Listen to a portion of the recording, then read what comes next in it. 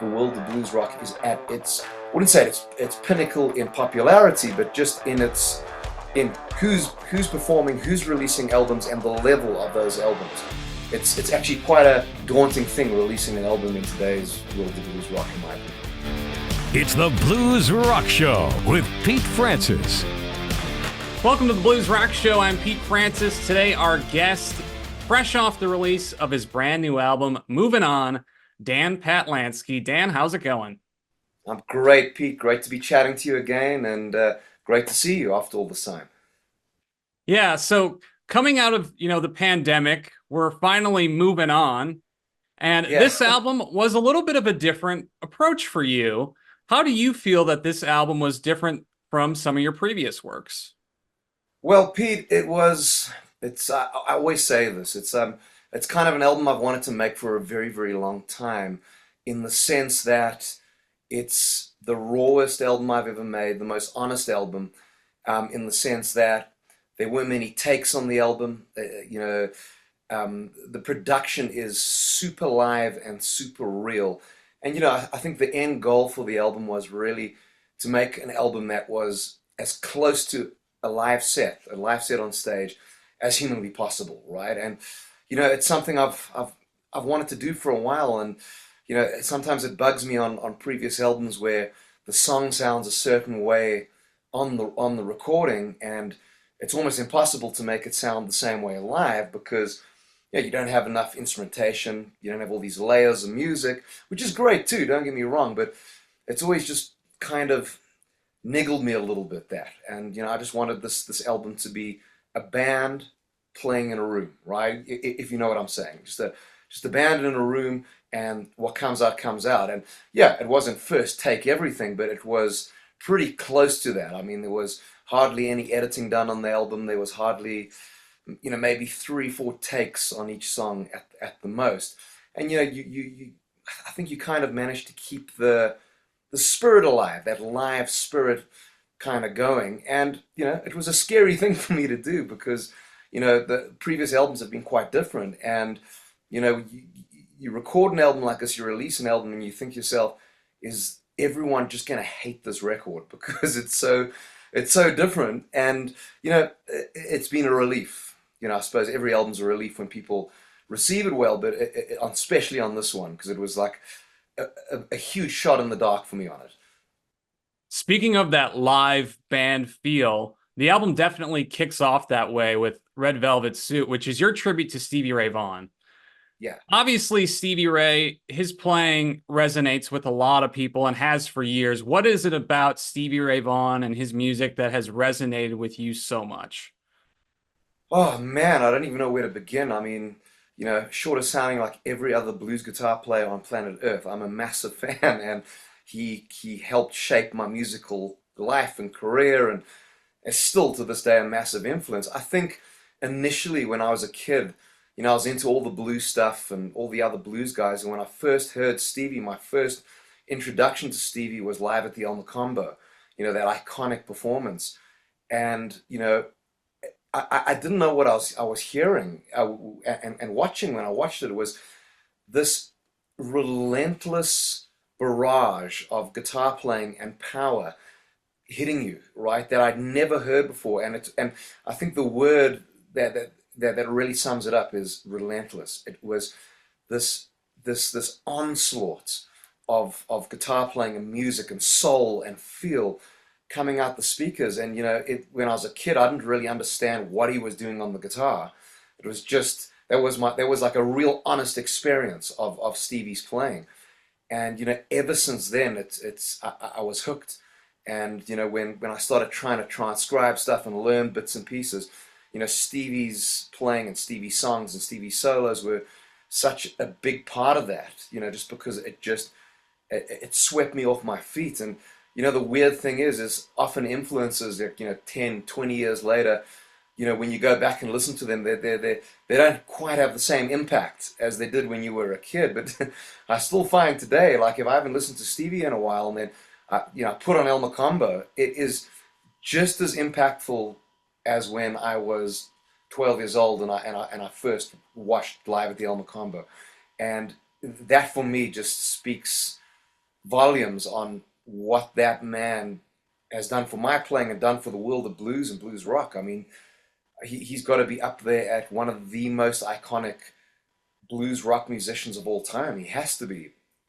Seeing all the other guys out there that are massively influenced by him. So for me, the song really was a thank you. Because I've written songs for years and years and years, and they've been about various things, social commentary, stuff that's happened in my life. And I realized in this album, Stevie's such a massive influence. I almost wanted to write a song to thank him for the influence, and that's what Red Velvet Suit's really about. Yeah. When describing Stevie, you had mentioned the word relentless.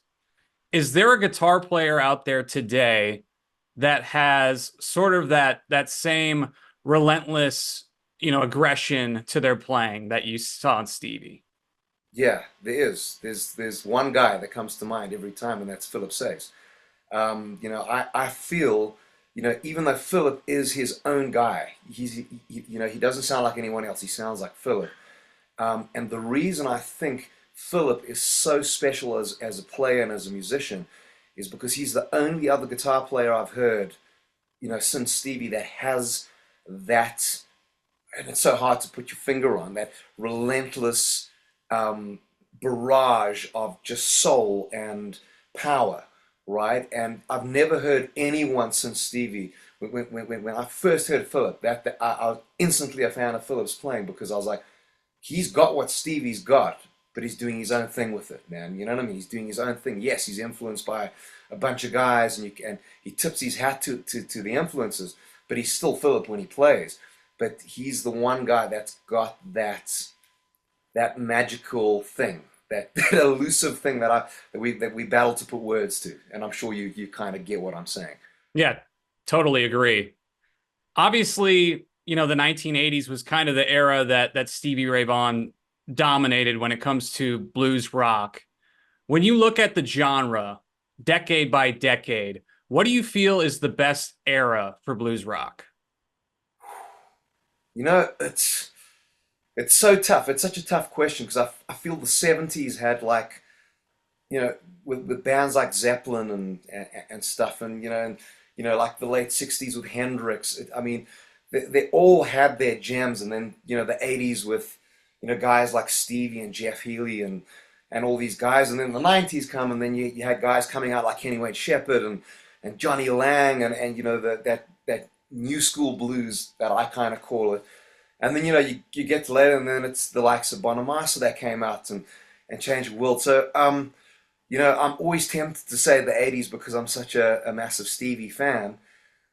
But I don't know. I do think the most defining era of blues rock was the 70s, with Deep Purple, with, and I suppose in those days it wasn't really considered blues rock. It was considered like rock and roll. That was what rock and roll was. And we now, in today's world, consider that, well, that's what blues rock sounds like. It's like that, rock sound, but it's got that bluesy edge to it, right? So for me, I think the 70s was probably the most defining era of blues rock. And I think without those bands, I think blues rock would have been a very, very different thing today, because it was there's so much DNA in that 70s rock sound, yeah. How do you feel today's era stacks up?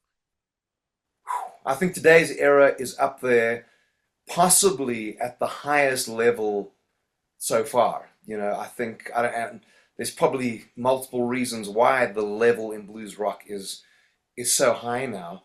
It could be that kids grew up with all this influence, from the 60s, 50s, 60s, 70s, 80s, 90s, the 2000s. We all grew up with this, with so many great players, so many great artists, and this giant well to kind of draw from. There's the whole YouTube thing, like, of going and being able to, like, become a great guitar player way quicker than when I was a kid. We had to listen to like a CD and try and figure it out by ear, which has got its own merits. But I think, if I look at the Blues Rock Review album list every year, right? When you look at, like, your top 20 albums, the albums that come top 20 in Blues Rock Review's albums, I mean, the standard is actually insanity. I mean, like any one of those albums is just world class and could very easily become one of my favorite blues rock albums. You know what I mean? It's you know, we spoiled for choice in today's world, and you know, I think, you know, and I always say it, we have a lot, we have particular artists to thank in our modern era for the level, and I think Bonamassa is definitely one of those guys. I mean, I think in general and I see this a lot of time, which is I always find so weird. There's a lot of, I call it sour grapes towards a guy like Joe, because he's so successful, and I never get that. I mean, I think the more successful a guy like that is, the better the chance for the rest of us is, because he's kind of paving a way forward for everyone, and popularizing, you know, the genre we love. So you know, and he's a monster. He's a monster musician. He's a monster guitar player. I mean, there's no doubt about that. So I think it's guys like that and you know, a guy like Joe's also really putting a lot back into the blues rock world with, you know, because he's in the world of producing now, and producing records, him and Josh, and you know, he's kind of giving back, and just helping this genre grow. So I think it's because of guys like Joe out there why I think the world of blues rock is at its, I wouldn't say its pinnacle in popularity, but just in who's performing, who's releasing albums, and the level of those albums. It's actually quite a daunting thing releasing an album in today's world of blues rock, in my opinion. Yeah, kind of talking about Bonamassa, it is kind of that all boats rise, and I think we've definitely seen that. You know, as his career has taken off, a lot of other artists have kind of joined along for the ride. Yeah, and you know, and that's always why when you know, I don't see it that much these days, but you get these, I suppose, jealous guitar players or sour grapes, right? Like, well, why is he doing so well? Why am I not? You know, but you know, that's just like, it's such a stupid way of looking at it. I mean, I've been a Bonamassa fan since the beginning. I've always thought he's been fantastic, and he's been a great inspiration to me. Not just musically, obviously musically, he's been a fantastic inspiration, but just on his career and how he's putting his music out there. He's an inspirational dude. He really, really is. And that's why I never get that negative thing like, oh, he's not great, or he's not this. It's like, that's such bullshit. You know what I mean? And it's just sour grapes, really. That's really all it is. Yeah. Dan, are you able to ever get out to live shows as a fan? It's Pete. It's a great question. I don't, man. Like, I mean, obviously, I'm living here in South Africa, right? So, you know, we've got a blues scene, we've got a blues rock scene, and you know, it's obviously a lot smaller than the States, Europe, the UK, the rest of the world. But there is some form of a scene here.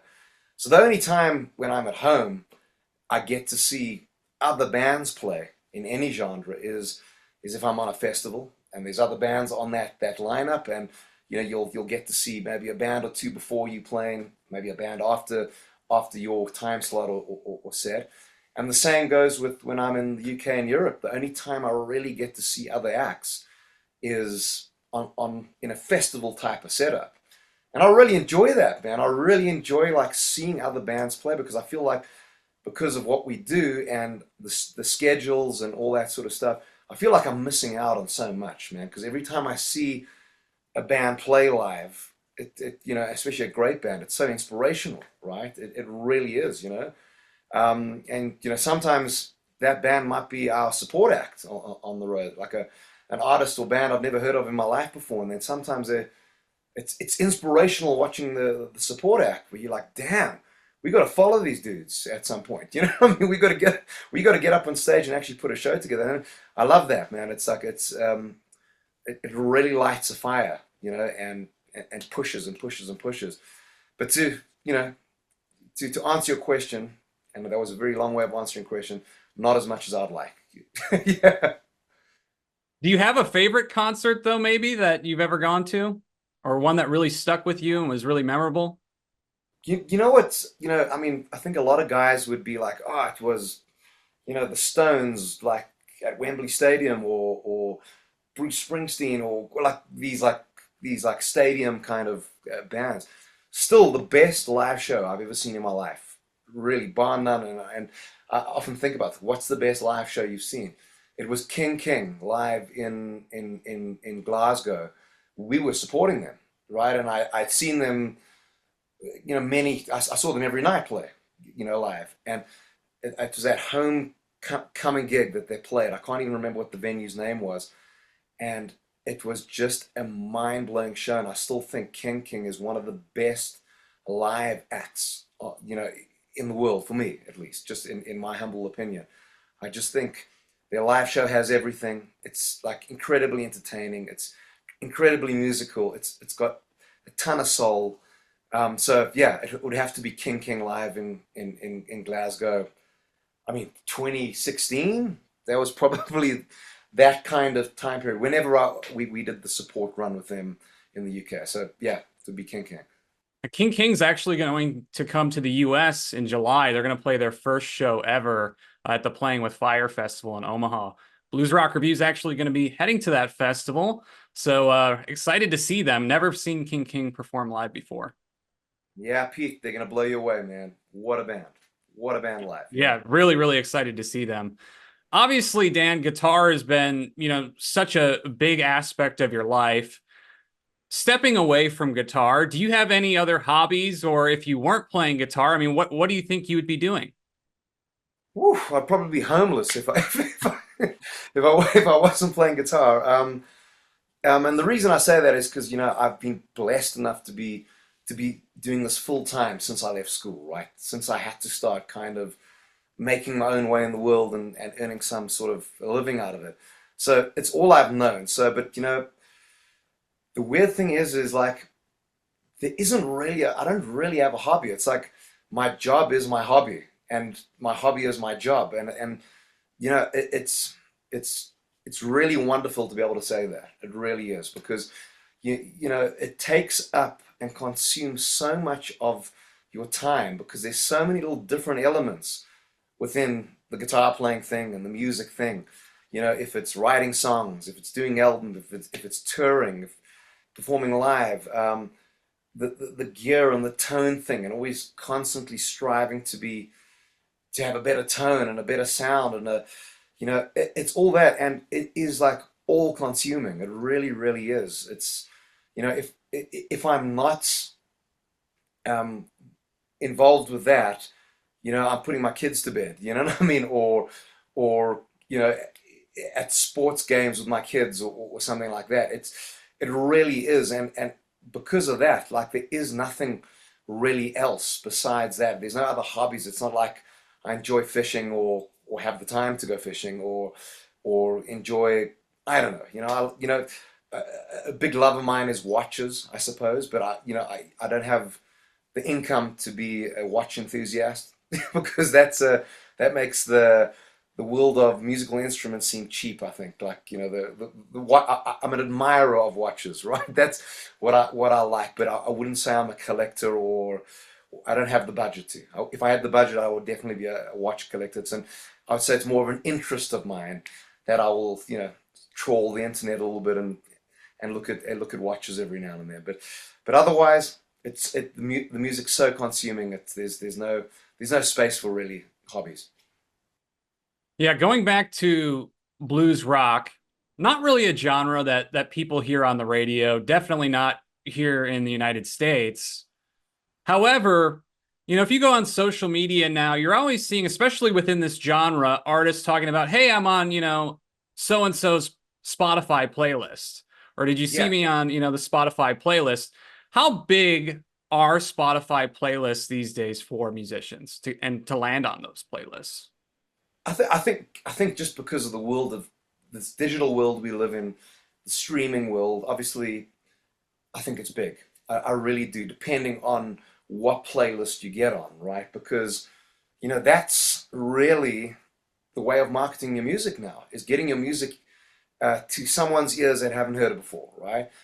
So, for instance, I can't remember which tune it was off the new album, but one of the new tunes was what was put onto Joe Bonamassa ultimate blues rock playlist, or what, forgive me, I can't remember exactly what the name of the playlist is. But for me, that's a big deal because it means that that playlist has got a decent following and a decent amount of listeners. But it means my music hits ears that possibly people wouldn't hear my music, wouldn't have listened to it. New So listeners.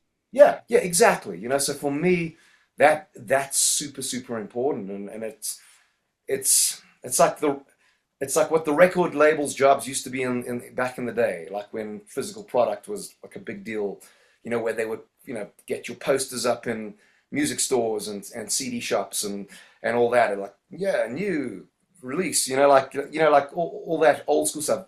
It's For me, it's the equivalent of that now, right? Really just getting it out there. So I don't think, especially in the world of blues rock, I don't think there's a substantial amount of money to be made out of the streams, because I believe now that, especially for someone who's in the blues rock world, at my level, it's about live. It's about touring now. It's about playing live, touring. That's where you earn your money now. That's where you earn a living now. You can't kind of sit back and rely on Spotify royalties or Apple Music royalties anymore, because you'll starve. You will. That's the reality of it. But your music is available to the world instantly without any label involved, if that's the case. So there is a upside to it, too. But I do think it's important. Dan, you're about to head back to the UK and tour. As an international act in South Africa, how difficult is it to break into other markets internationally? Man, I think it's easier than being a pop star, because I think that's got to be tough if you're like into like whatever the now music is, and making like kind of pop music for the masses, right? I think it's a lot more difficult than in the blues rock thing, because I feel going to a brand new country somewhere in Europe, or that you've never played to before, there's always a solid blues following in every country, I find. It might not be big or like colossally massive, but there is a blues following. And I find that if you're a blues and blues based artist coming from anywhere, and you go to a country where people have never heard of you before, they will still buy tickets to your show because you're doing stuff that they understand and they know, and they will support it. So in that sense, I think it's okay. But I think it's like we spoke about earlier. It's a very tough time to be heard in the blues rock world, because I think the standard is so high, and there's a lot of people releasing albums, and great albums, and I think the trick to it is trying to find something that's your own voice within the music, something that cuts through the noise a little bit, whatever it is, if it's the way you play, write songs, have your albums produced, or whatever it is. And, it's obviously tough finding that, but I think when you find it, I think your chances of breaking through into new territories have vastly improved. And speaking about touring in the UK and Europe, what's your favorite thing about that, and maybe some memorable experiences that you've had touring over there? Yeah, I mean, I think, it's great. I think, coming from South Africa, got a great following here, don't get me wrong. But the music scene, especially after COVID, it's a small place, man. You know what I mean? It's a very, very small place, and it's a tough place to make music. So coming across to places like UK and Europe, where there are established music scenes, venues of all different sizes, almost stepping stones, going from tiny little coffee shop venues all the way up to, stadiums, and there's venue kind of sizes and classes all the way up. So there's infrastructure for music there, and I find the state of blues rock as fans and listeners, it's really, really strong in the UK, very, very strong in Europe. Tougher to make it there, but there's people to market to. There's a lot more people that can potentially come and listen to your music and become fans. So for me, that's what I always look forward to. It's a very educated audience. They know what they're listening to, always do. It's, you know what I mean? It's not like they're hearing blues rock for the first time. They know their stuff, they know their albums, they know their artists, so they know what they're listening to, which is always a privilege to play for people like that. And every time I come across and tour the UK and Europe, we have different best shows, right? Like, maybe last tour, London might have been the best show. Then, Amsterdam was the best one the year before, or something like that. It's always for me the audience that make the show. It's got nothing to do with the venue, the city, the town. It's the audience. If you're getting that feedback loop from the audience where they're reacting to things that you're doing there and then on stage, it kind of gives you a shot of adrenaline. So you play better, you perform better, and then it's just like two-way feedback. And those for me are always the greatest shows. But probably the one that stands out in recent memory from last year's tours, we played a great blues festival in the Netherlands called Ribs and Blues Festival, I think it was called. And that was just a real special kind of moment for last year. It was just a beautiful festival, a bunch of people, great sound, responsive audience. And it was definitely one for the books for me. Yeah, blues rock seems to be very popular there. Yeah, Netherlands seem to really, really just love it, man. It seems to be like ingrained in their culture for some reason, and I can't tell you why, but I'm not arguing. Well, Dan, best of luck with the upcoming tour. The new album, Movin On, is out now, so check it out. Any final thoughts before we let you go? Yeah, I mean, I'll just, I would love followers of Blues Rock Review. I mean, Blues Rock Review's, been a big part of my life, and my career, you guys, you're reviewing my albums, and also me discovering new music through your guys' platform.